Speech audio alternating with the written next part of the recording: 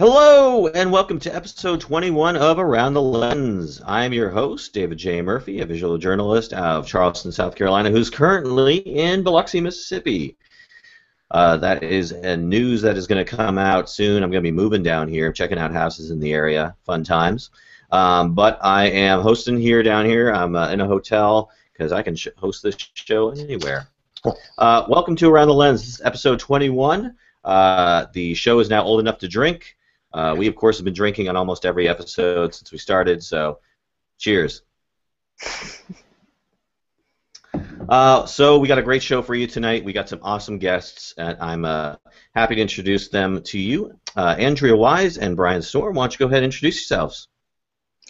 Hi, I'm Andrea Wise. I'm lead photo editor at Viewfind. We are a visual journalism startup, and I'm based just outside New York City, companies out in San Francisco, and my background is in studio arts, documentary filmmaking, photography. I started out as a photojournalist and very quickly realized that that was not really a path that was very sustainable for me, so I went back to school at Syracuse University, where I met a bunch of really great mentors, including Mike Davis, who helped me discover how much I love editing, and that editing is really storytelling itself, and it's a way of supporting photographers and helping them to bring out the best in their work. So I started working at Viewfind about 10 months. I got a job 1 month out of grad school, which was pretty awesome.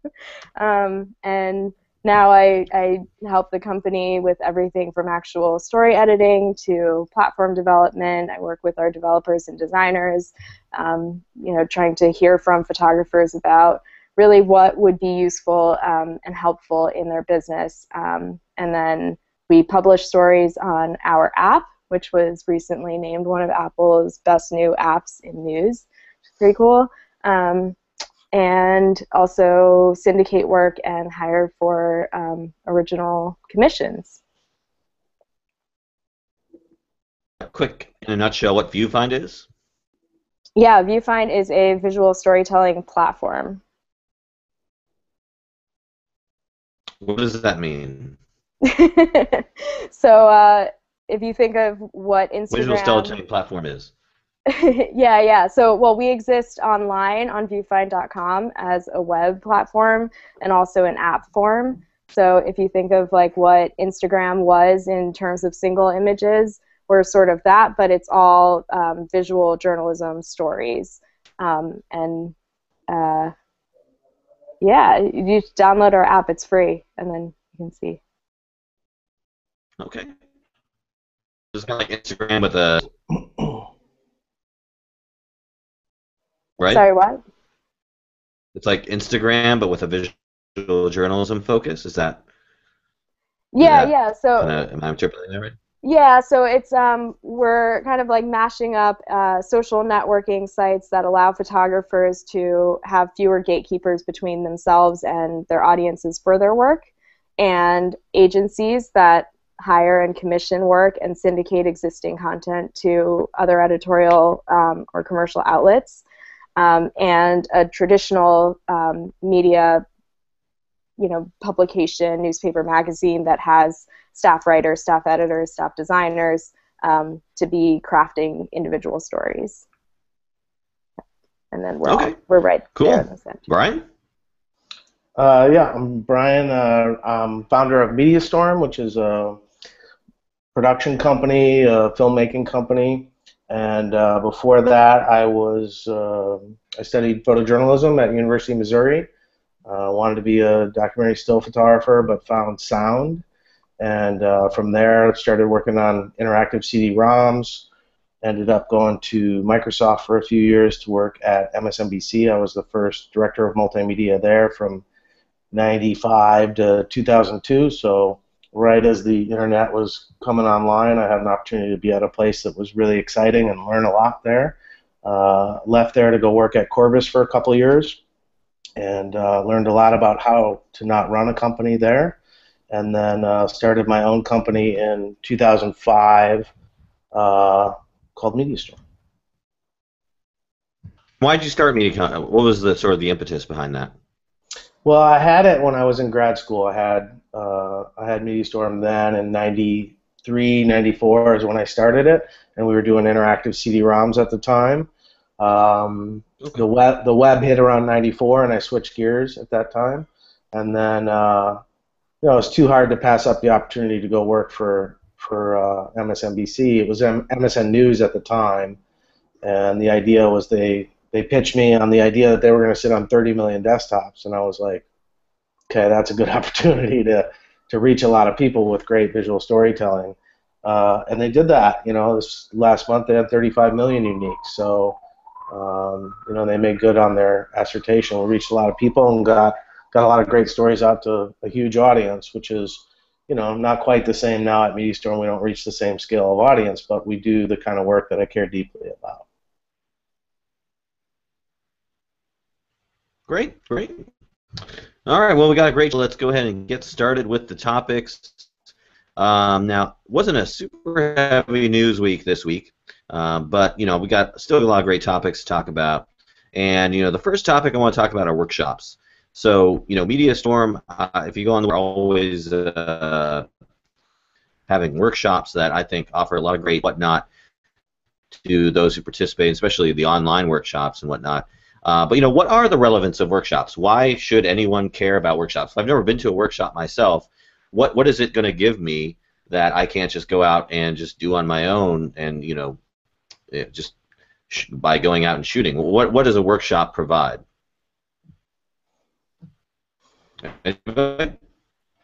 Well, I think, look, you can learn on your own, and you should learn on your own. You should do that every day. If you're not learning, you're dying, right? So I think if you're a self-starter, everything is out there on the web. You can Google it and figure it out. It's sort of amazing what's at our disposal right now.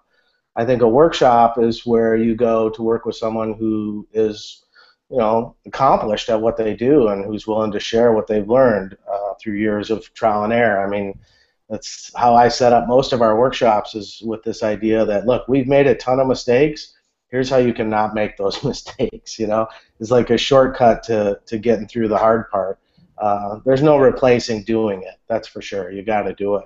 But I think a workshop can give you, access to experts, community. There are certain workshops. I've been a part of the Kalish workshop for going on my 20th year now. I started there in 1996, and it's an incredible community of the best picture editors in the world, and it binds them together.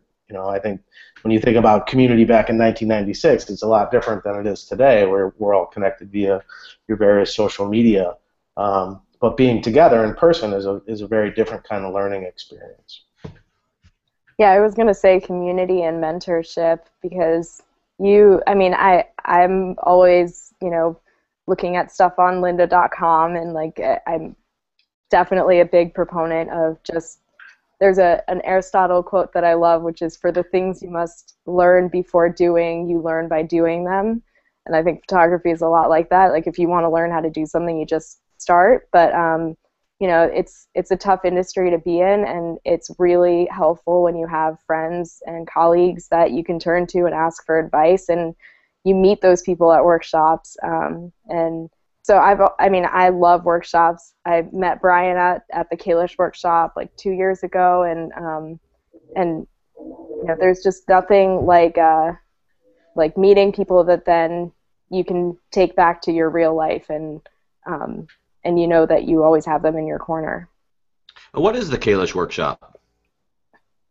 Brian, you should speak to it. Yeah, so Kalish is it's the Stan Kalish editing workshop. It's the only workshop that I know of that's dedicated really to the editing experience. And so, like Andrea, I made the transition early in my career to the editing side, because I just felt like the world didn't need another, C+ photographer running around.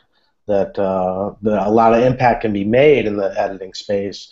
The work that you do inside of a newsroom to champion visual storytelling, is misunderstood by most of the profession, and not appreciated by most photographers. But those those interactions are where things either work or don't, you know. So we need bright people in those positions.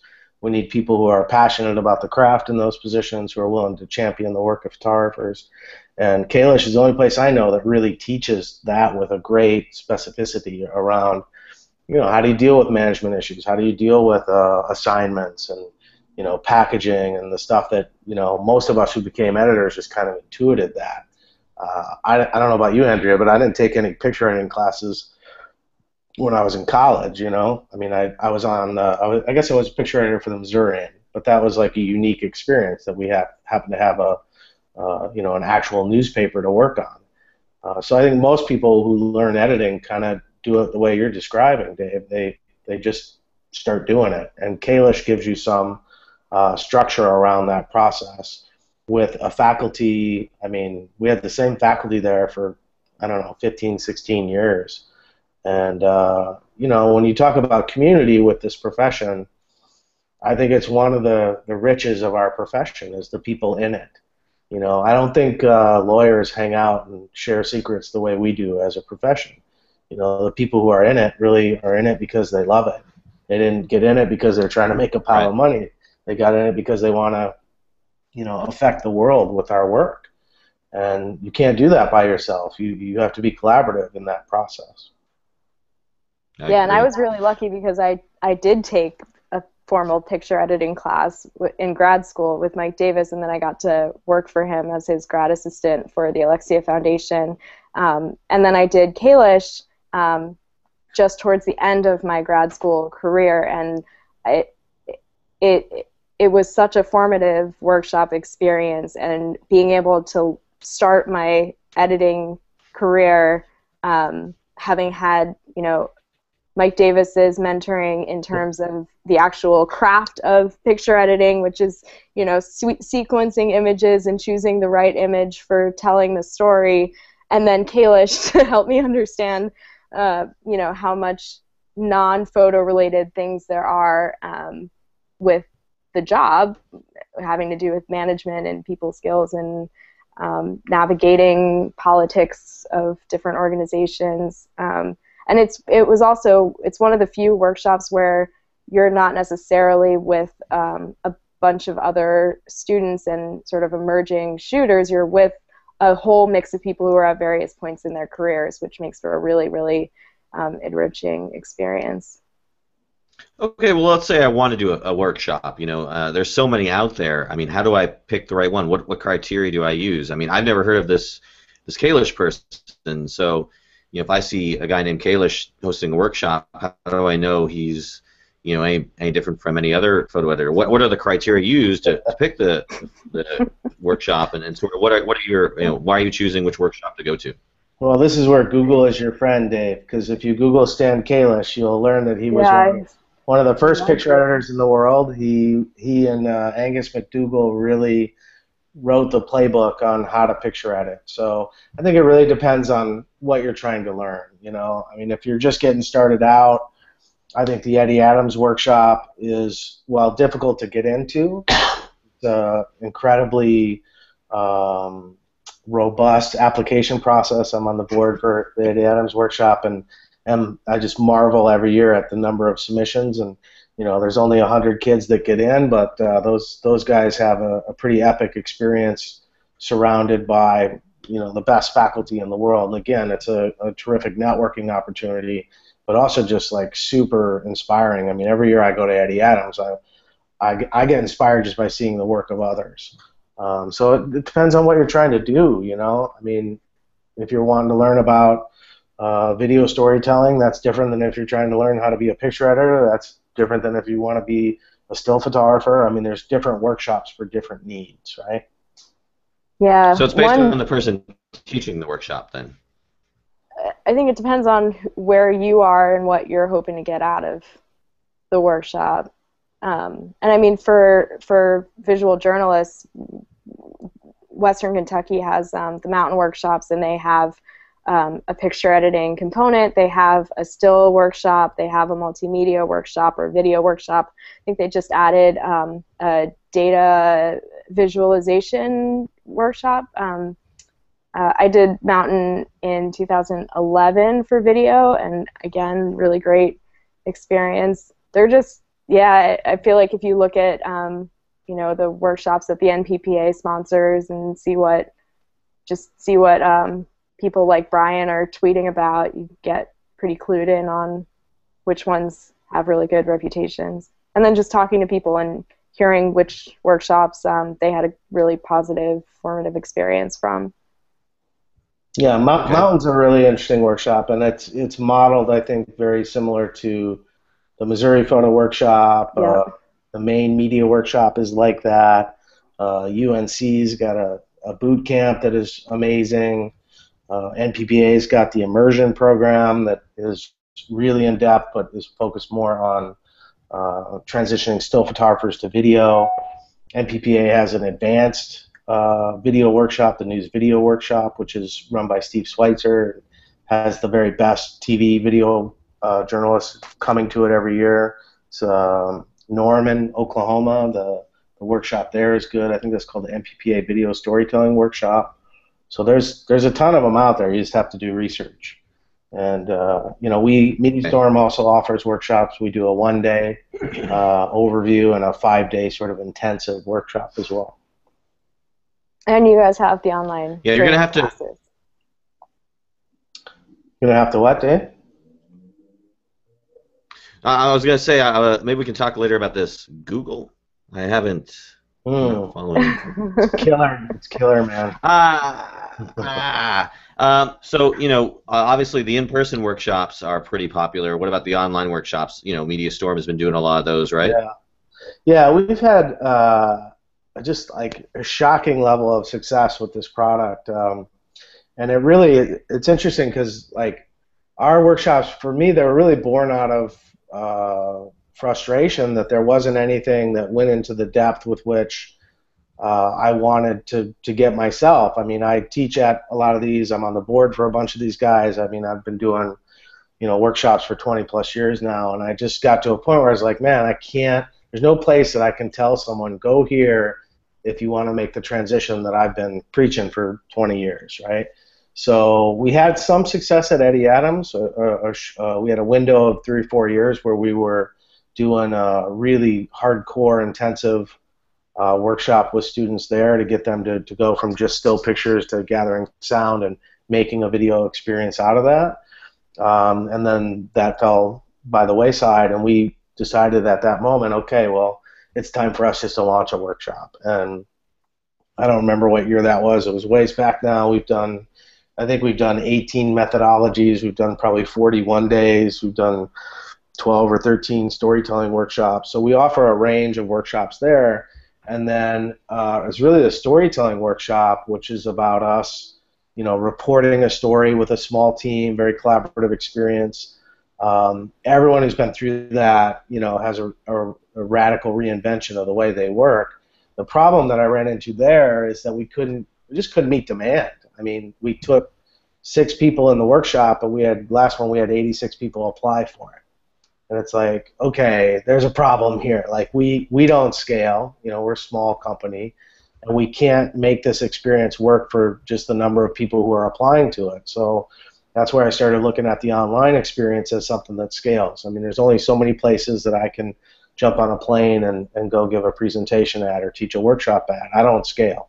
The beauty of our online product is, first of all, it's produced in a way that I can't be produced live. And it's just packaged and presented in a really compelling way. And we go deep into the storytelling process. I mean, we looked at the landscape and said, we're not going to go teach like Final Cut or Premiere, while that, tips and tricks around that are certainly in the online training. It's much more about the intention of a storytelling process. Why do you do the things you do? How do you get ready? How do you pre-plan? What does the process of success look like in post? Those things we can talk about in a way that are not necessarily programmatic, but they're example driven.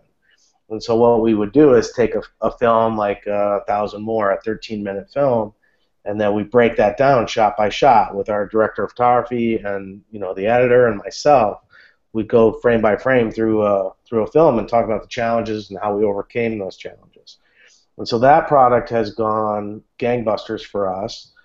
We now have over 75 universities around the world using it in a flipped classroom model, where they will assign the kids to watch the film, and then they'll do the online training, and then they'll use the 50-minute class to actually have a conversation about storytelling. And that fires me up, man. That's like what it's all about. So, I love to see people build on top of what we've done. I mean, that's our methodology workshop is about driving these ideas into curriculums, trying to get educators the ideas that they need to teach the next generation of storytelling. Or it's also targeted at people who want to start a company like ours, which drives my advisory board batshit. They're like, why are you teaching people to compete with you? And, for those people who know me, I don't compete in this space. I've been giving away my ideas in the space for 20 plus years now. I want you guys involved in this game because there's tons of room to do great stories. We can't meet the client demand. There's so many clients who need this kind of work, and there's so few people who are doing it. So I think the revolution hasn't even begun yet because our best storytellers are not on the field. And that's what we want to see happen. That's why we're teaching people. Definitely. Well, newcomer Zach Roberts, what's your take on workshops, buddy? I have yet to really be able to go to too many of them. I've kind of, become aware of a lot of them thanks to the NPPA, the one in Syracuse mainly, just outside of my financial situation at the current time. So look forward to doing them. It just one hasn't come by yet that I've been able to do. So. Also, just conferences. That's a good point. Oh, go ahead. I'm sorry. Go ahead, Andrea. I was just going to say that, Well, I know that... There you go. Okay. So what I was going to say was, to bounce off of what you said, Zach, was, so Zach, not Zach, what do you do if you don't have money? Are there any free workshops out there that you'd recommend, or at least free resources, besides obviously YouTube and the internet? Yeah, I mean, a lot of the workshops, most of them that I know of, they do offer financial support. You just have to ask. I got scholarships to go to the Northern Short Course, which is sort of the NPPA conference/workshop mashed into one. I think a lot of times there are a lot of resources out there available to us, and a lot of people just don't even seek them out. If you just reach out to the workshop, the folks running the show, and just say, hey, I really want to participate, but I have a financial barrier, I think you'd be surprised at what people are willing to do to help each other out in our industry. Well, And let NPPA you volunteer? Well, NPPA and Kalish both offer scholarships for this exact reason. And the Eddie Adams workshop has a specific team, the black team it's called, that does support for the workshop, which is all volunteer. So there's ways to get in. You gotta show hustle, and you gotta be, frankly, worth that investment, right? I mean, yeah. You gotta show a passion and desire to elevate your game, and if you have that, you're gonna find your path anyways, somehow, some way. Don't you have to be a former? I think it's also just an investment that you make in yourself. If you think about like $300 or $500, like save up a couple of assignments. It's I would pick a. I mean, gear is expensive, and we're gonna talk about Hasselblads. Like, don't buy another lens. Like, make do with whatever gear you have for another couple years, and put that money into training and workshops, and travel to go to conferences to meet other people, or a plane ticket to go work on a project that is really important to you. I think there are a lot of expenses that photographers get really caught up in that are not nearly as critical. Ultimately, it's just about story. And so whatever you can do to advance your ability to understand what makes a story compelling and how to execute on that, that's so much more important than anything else. Okay, great, thank you. All right, let's go ahead and move on to our next topic. We've talked about social media a lot on this show, Instagram, the importance of Twitter and just putting your work out there. But what is going to actually get you the momentum to kind of, what's going to build your brand? Our work nowadays, more than ever relies on building a brand and branding ourselves on social media and the web. So how do you do it? I mean, do you just put your work out there and hope it gets seen? What are some, I'd not say tricks, but what are some techniques by which you can get seen and viewed and sort of gain momentum in the social space? Yeah, I mean, Zach it, or Andrea? it becomes like a chicken and egg thing, right? Because in order to build a brand, you have to have something to build a brand on. So your work has to be there. But then in order for your work to be there, you need to be putting yourself in a position where you have opportunities to be making work, and ideally to be making a lot of work, because it takes a lot of practice to get the suck out of your system until you start making anything that's remotely decent. And I mean, honestly, I think like there's an interview with Alex Soth talking about when he graduated from school and he was just working at a museum and he was not making his income from photography, and that allowed him to just be focusing on making the work. And I mean, I think social media is really important, branding is really important, but again, the most important thing is just cultivating your own voice, cultivating a really strong sense of what is important to you and what you want to be saying with your work, and then figuring out ways to use the various tools available to make the work. So like for me, the people that I respond to when I see them out on social media, it's not about self-promotion, it's about they have a conviction about getting a particular message out, like a particular story, topic, issue that matters to them.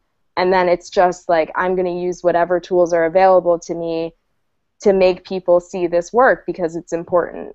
And that kind of organic, authentic connection, I think that resonates with people even online, especially online. Absolutely. Brian, how did you get MediaStorm to sort of build the momentum it has today? Well, what momentum does it have today? I think it's a well-known brand that produces tons of great content. Uh-huh. So the only reason you know it is because of the second thing you said, right?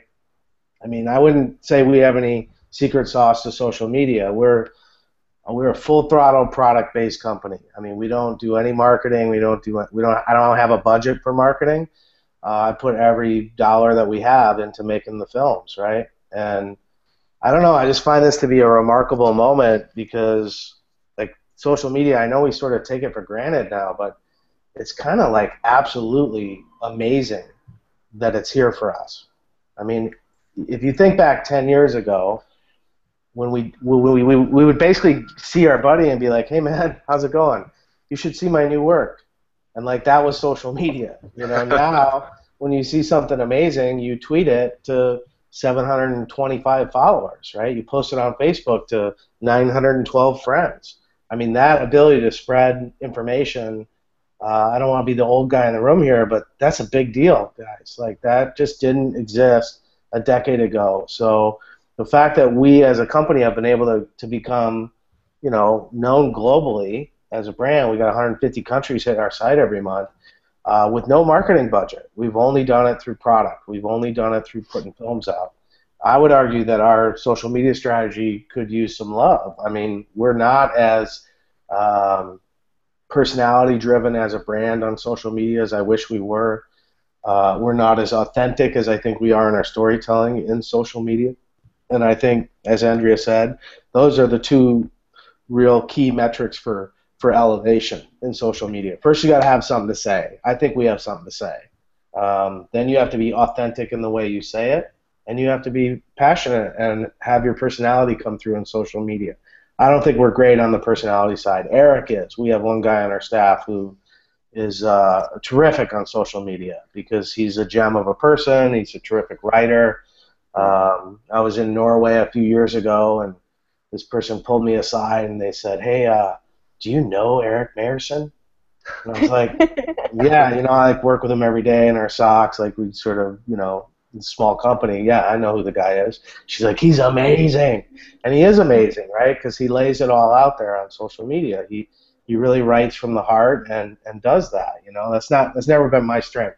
I can talk to you about it, no problem. But writing is why I chose to be a photographer. You know what I mean? Like I'm visual in the way I tell my story. So I can speak about it, but writing is definitely. Well, let me ask you.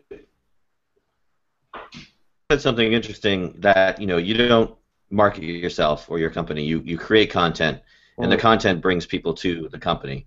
Right. But I went to a workshop, if you will, in Syracuse about a year or two ago, and the basic concept out of one of the speeches, content in a day, essentially, then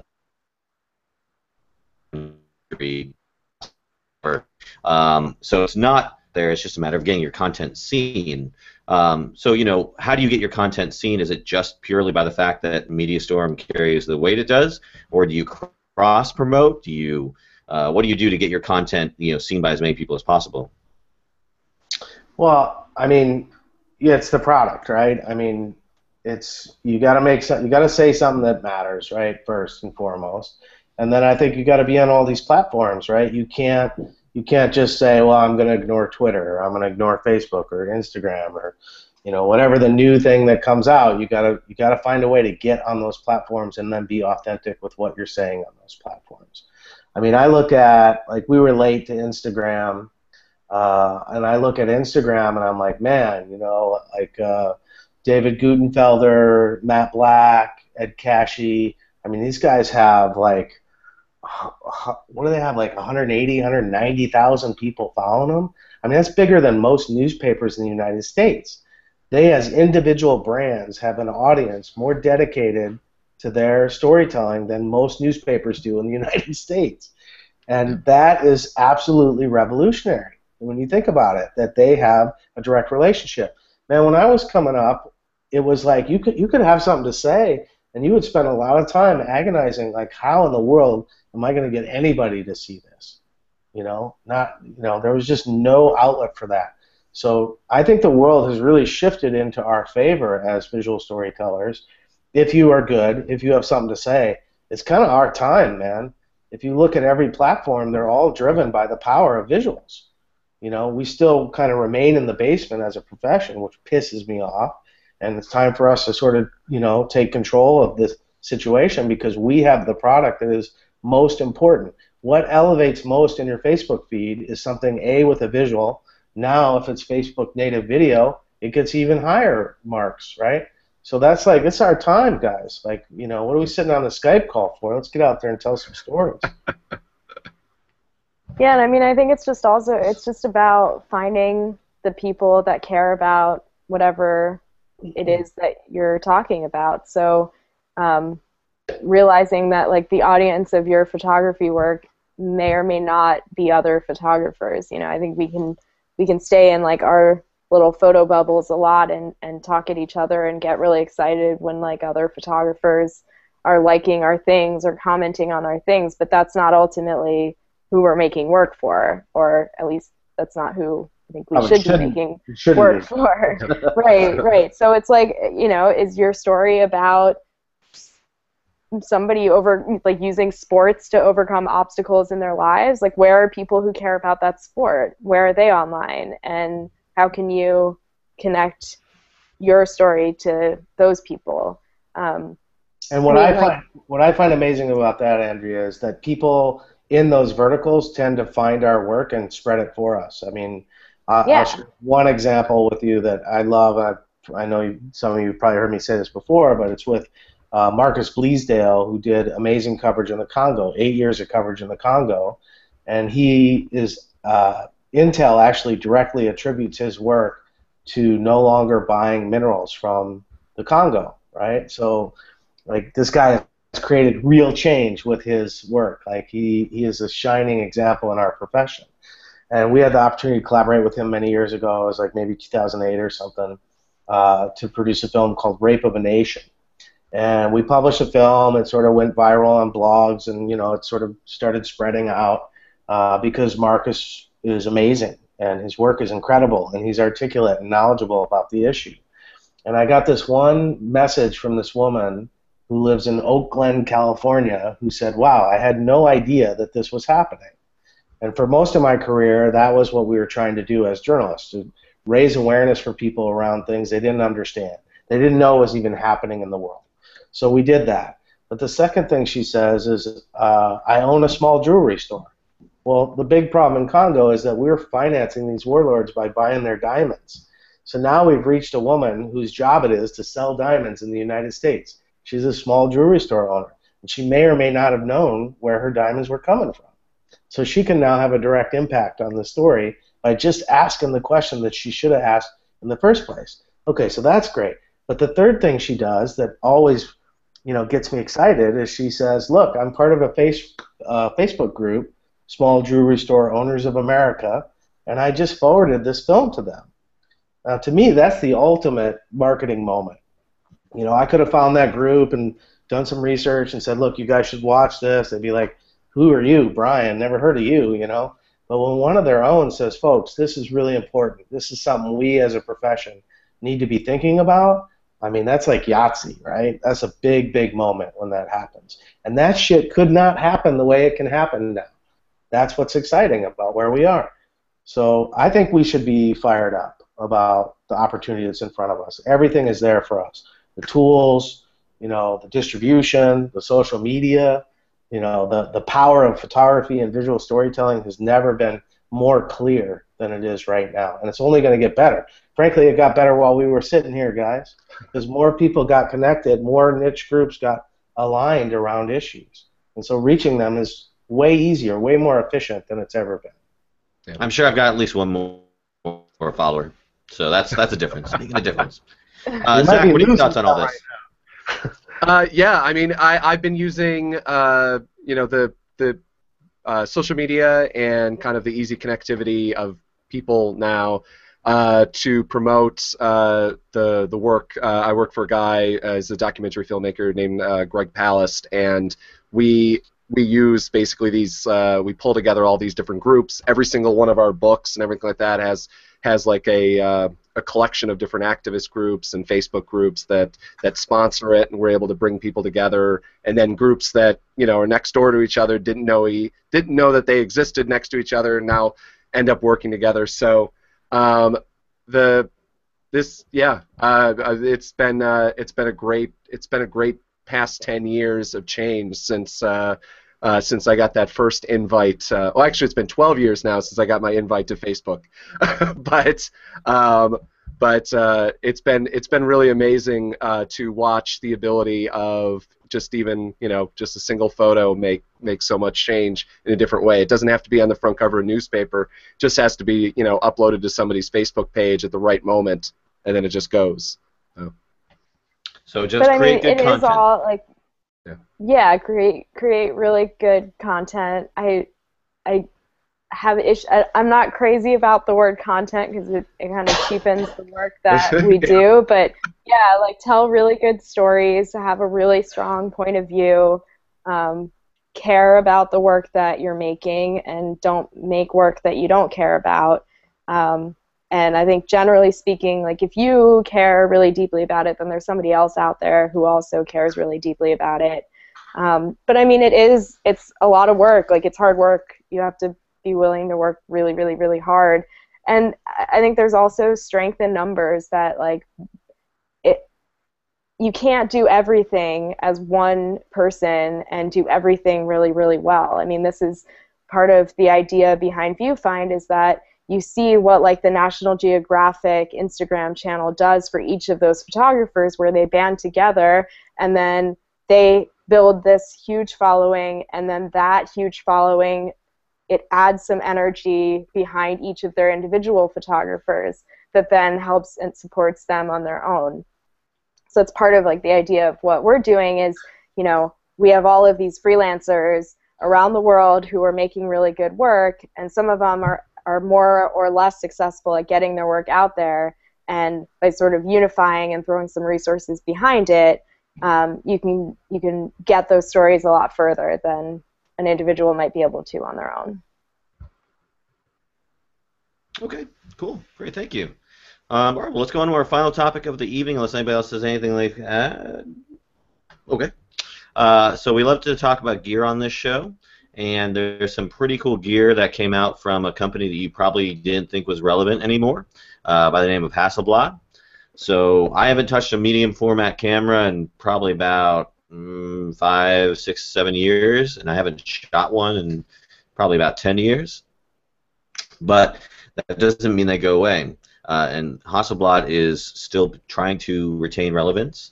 So it created the HD6, which is their latest digital medium format camera, and it is quite the beast. There's actually 2 flavors of the camera that you can buy: a 50 megapixel and a 100 megapixel camera. At the price range is, I think, the 50 megapixel and $33,000 for the 100 megapixel camera. So now this will be on my Christmas list in case anyone wants to get this for me. You're more than welcome. Pay off student loans with that money. What's that?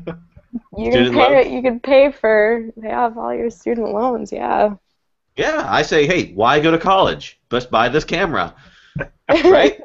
If buying a DSLR makes you a professional camera and a professional photographer in this day and age, just buy a medium format. You could pretty easily just rent it out and actually probably make a profit eventually from it, as long as you get a nice lens collection too or something. But that's right. You can camera share. So obviously, whether or not you've used this camera or care about this camera, what are your thoughts on this camera? If you shot medium format in the past, what do you think about the format? If not, then what do you think about medium format photography in general? Does it have any place and relevance in this day and age? I mean, I definitely think that it has relevance, and I mean, my partner shoots medium format film because the optics are different. But ultimately, it's about the story. It's about what you're trying to say, and then it's about, is the equipment, is the gear that you're using helping you to further that story, or is it kind of getting in your way? And I'm a big fan of the idea that use whatever gear you have until you start to physically feel that your gear is keeping you from making the pictures that you're seeing, and then maybe that's the time to upgrade. But yeah, I think you can chase gear and dream about gear, but gear is just gear. It's meaningless. Brian? I mean, well said. Andrea, you were given a very proper last name. It's very appropriate. You're a very wise person. I think what you said is spot on. I mean, I always say, here's a terrific pen. It doesn't make you Shakespeare, I mean, gear is it can be a false blanket, right? It can give you some security. Now, we all want our stuff to work, that's for sure, but it isn't where greatness lies, the best lens, the best camera isn't going to make you a great storyteller, That comes from within you. It becomes from learning about the world that you're in, having empathy and compassion for the other. I mean, these are things that you learn in the real world by doing them. So it's not the camera, although that's a damn nice camera. I don't think I'd spend that kind of money on a piece of gear myself, but But I mean, I think it's also about understanding that that you have to sort of pick your gear based on what story you're telling. So a medium format camera, that's a big camera. You probably got to put that on a tripod.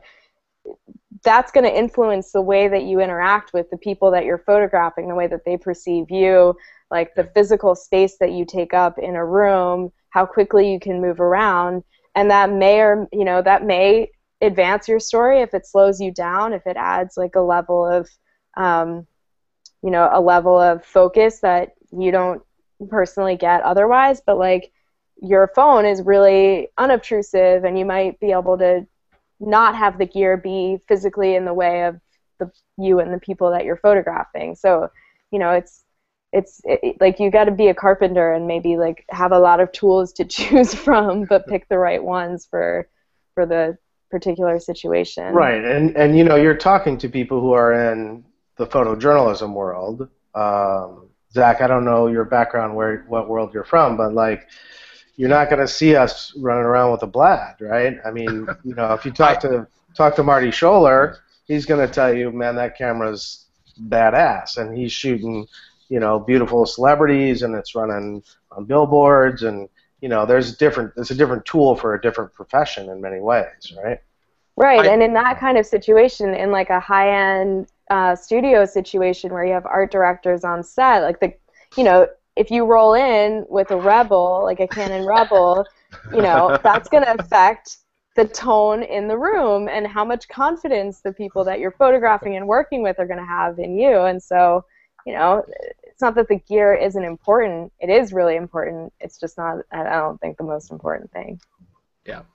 Zach, you shooting the next Occupation Wall Street protest with Hasselblad? I actually would have loved to had. I'm kicking myself for not shooting some medium format at Occupy. Still to this day, I should have shot more film. But I actually have been fascinated to see, and I'm kind of considering starting to document it if I head back out on the campaign trail after the New York primary. Is to see there's so many photographers out there with film cameras now as their third or fourth camera. You can see it hanging around their neck. And I have seen a couple people with a couple Hassies, or not digital backs, none of those, but some people doing some portrait shots like at the Trump rallies and stuff like that, which I would love. The one thing I am very interested in this camera for, and not because some magical thing might happen and I suddenly hit the lotto and would even if I had the money, I'm not quite sure I'd spend $33,000 on a singular piece of gear. I can't put that. Other than maybe I don't even know. If I would buy a house. I couldn't. Yeah, well, you live in Syracuse, right? Yeah. You can no. I live outside New York. You're living, living upstate New York, you could buy a very nice house for $33,000. But I'm interested in is the video. Weirdly. Does it even shoot video? I didn't even see that. It says the H6D 100C is the only one that shoots 4K video, capturing 3840 by 2160 at 30 frames per second. But I mean, the thing about like 4K that I'm kind of baffled about is that very few people are actually looking at stuff in 4K. I mean, theatrical releases don't make money for films. Like, people watch stuff on phones or on tablets, and I mean, or you're watching on Google Glass with like VR. I mean, if you're like really into gear and you want to get really good at gear, I would look into 360 immersive video and figure out like ways of taking that technology and doing something really meaningful and human and story-driven with that. And I think that would probably serve you a lot, get you a lot further in today's landscape than like, you know, having more megapixels. Oh my God! You know what's funny is what you said there is the two thoughts are kind of diametrically opposed, because I love 360 video. I think it's the next generation in terms of visual storytelling. I've got the Gear VR myself, and I've seen what people have done with photo stories and also video stories. I think the New York Times is really taking that to the next level in terms of 360 storytelling. But if you're talking about 360 video, that's the best use case for 4K video. You need 4K, you need 6K, you need these super high resolutions if you want high quality 360 video, because obviously you're looking at a screen that's all around you. So you can't just shoot like HD 1080p and expect that to look at all good. Yeah, but that's not going to be in a Hasselblad. You're going to have like 36 Cs. Well, no, I'm not talking about the Hasselblad. I'm talking about 360 video. Yeah. I think the Key Mission 360 that Nikon is coming out with, and Kodak's 360 and Canon, everybody's doing 360 video, Facebook.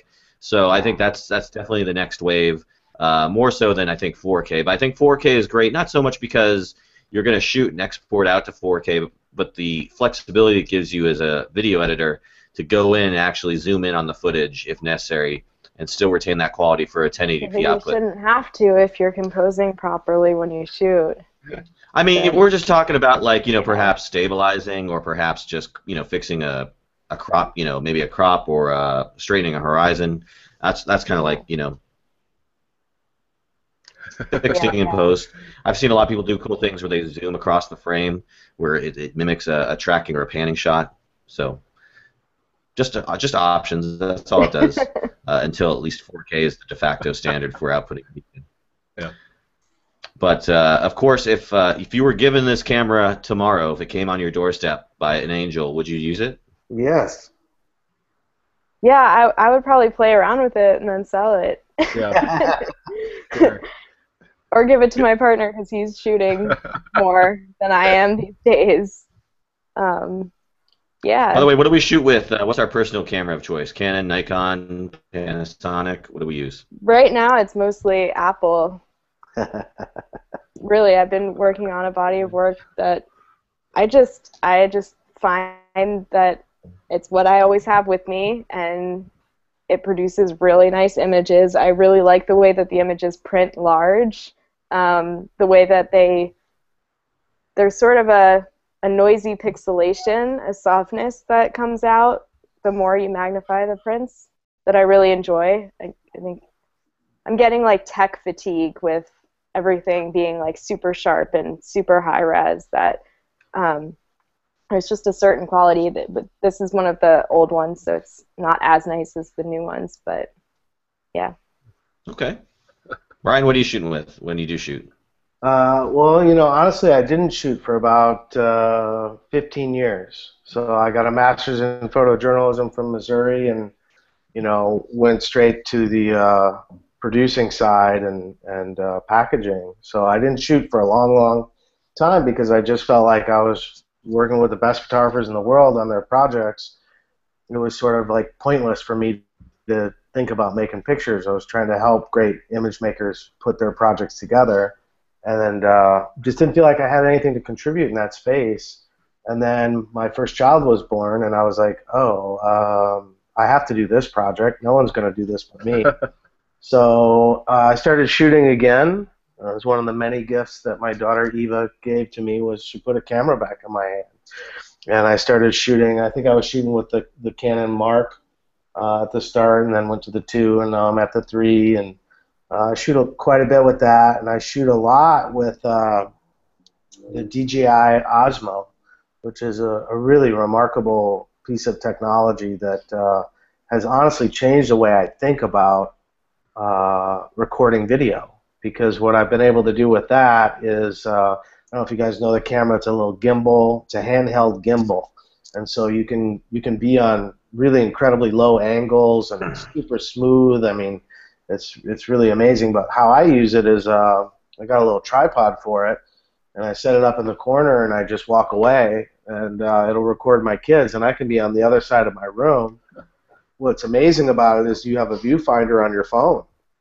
And so I literally can touch my phone and move the camera when I'm not even by it. I can recompose it. And so it's like this, it's like I don't know, a nanny cam almost, right?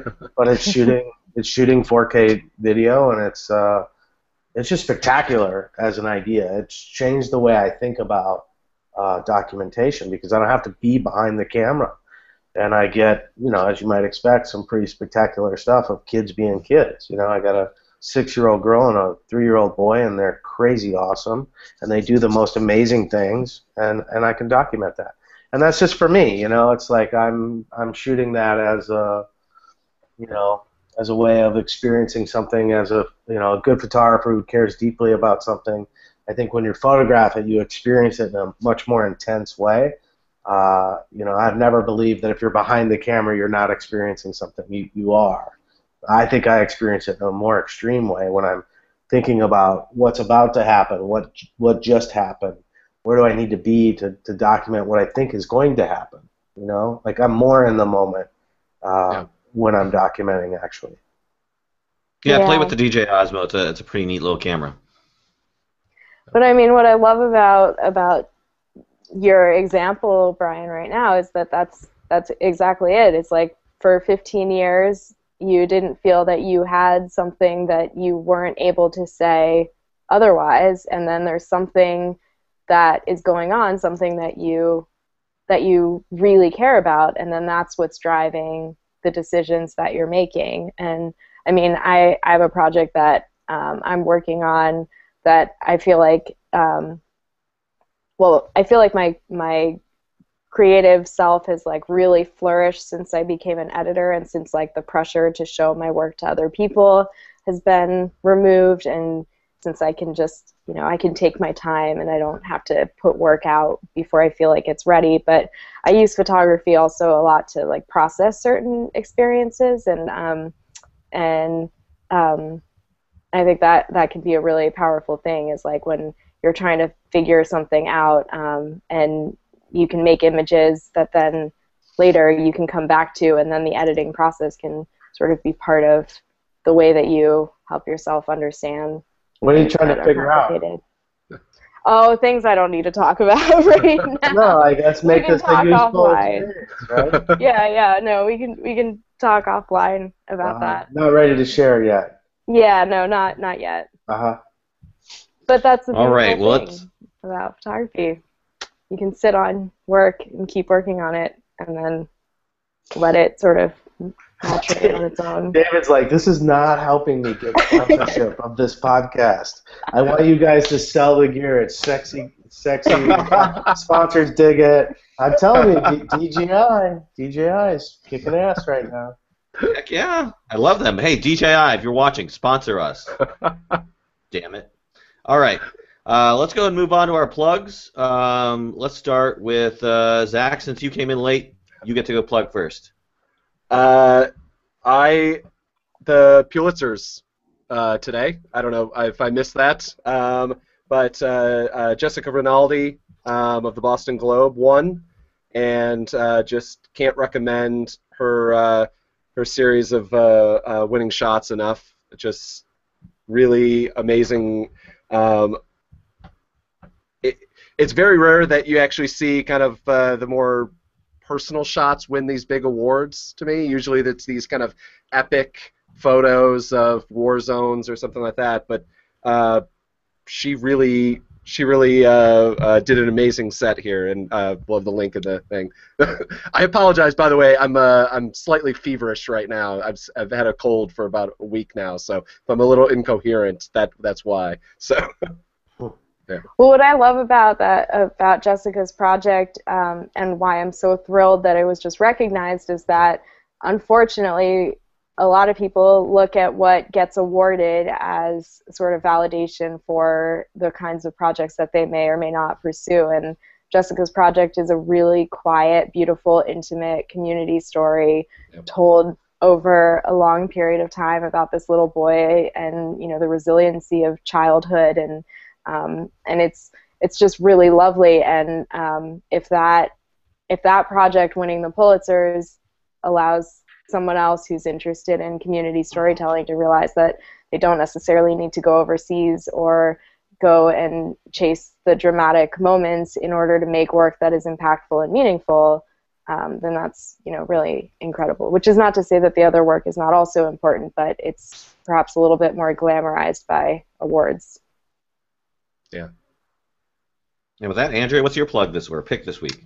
My pick this week is that this Wednesday on April 20th at noon Eastern Time, Viewfind we have a free monthly webinar, and this month's webinar is on Wednesday. It's free, and the topic is pricing and negotiations.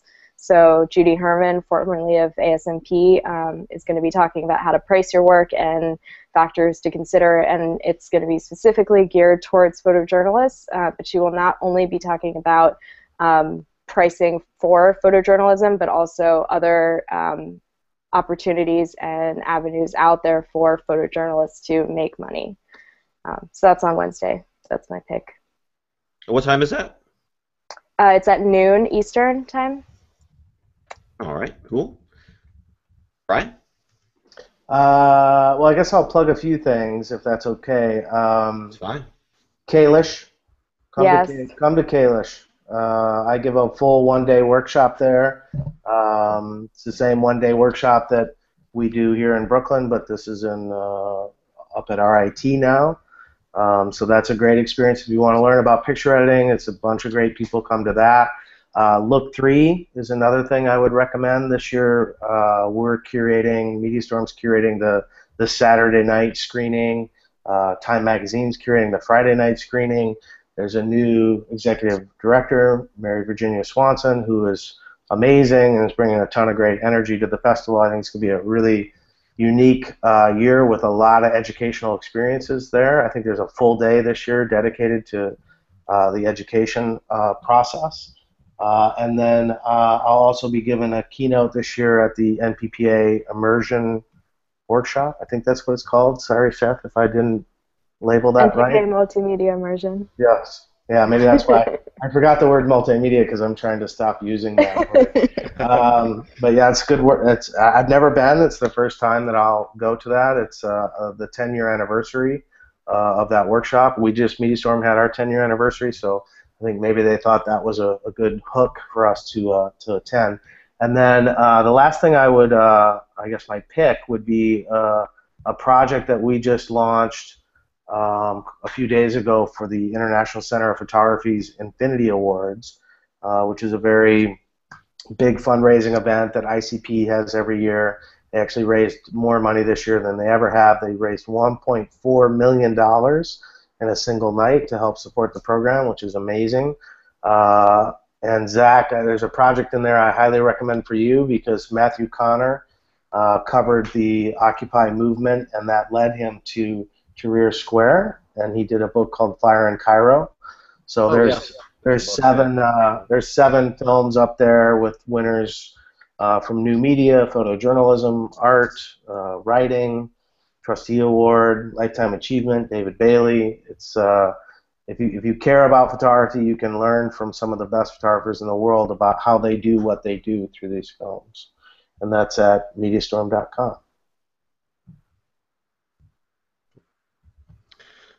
Okay, great. My plug this week is it's a website I just actually heard about. A pretty cool resource. It's called Google, Google.com. Apparently, you can search for things. No, I'm just kidding. Okay, no, my actual pick this week is a story I found on the internet. It's actually from a website called thetrace.org, and it's a pretty powerful short film, I think. That talks all about sort of how places are changed forever by mass shootings. So, for instance, we had Doug Strickland from Chattanooga on a few weeks ago, and he talked about how Chattanooga was changed by the mass shooting that occurred there. So, I think it's a pretty important to talk about because, obviously sometimes, a mass shooting takes center stage, obviously, after it happens. And it's in the news, but then after the news cycle passes, we kind of move on and forget about it. So I think this is a great way in sort of showcasing, that there are people who are affected by those events and giving sort of light to those people. So go check that out. Link in the show notes. So that's pretty much it for the show. Panelists, how can our audience find more about you? Andrea? I'm online. I'm all over the place. My website's andreawise.com. I'm on Twitter and Instagram at andreawise_. I'm on Viewfind. We're viewfind.com. Also, just on all of the socials.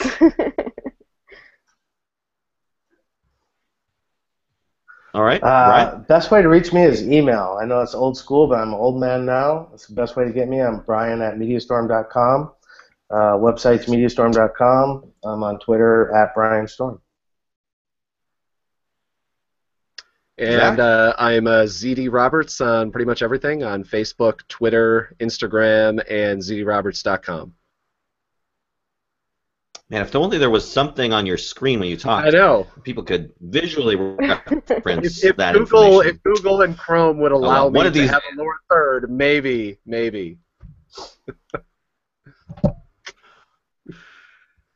And you can reach me at djmphoto.com, but of course, the best way to reach me or anybody related to the show is go to aroundthelens.com, where you'll be able to find all the links to our discussion in the show notes, all the links you can find and could possibly want to support us, to include Instagram, Twitter, YouTube, direct links to the podcast, the links to the podcast on iTunes. And if you really want to support the show, then give us some money through Patreon. We really love Patreon. And then you get a little bonus topic, which we're going to shoot right after this, talking about, what are we going to talk about? Oh, pricing. Yes. Little preview what you're going to get in that free webinar, I bet. So that's going to be our bonus topic, which you get immediately after we film it, or you get it next week on Sunday. If you don't want to give us any money on Patreon, that's fine. Just to promote the show, tell people about it. That's really all I ask.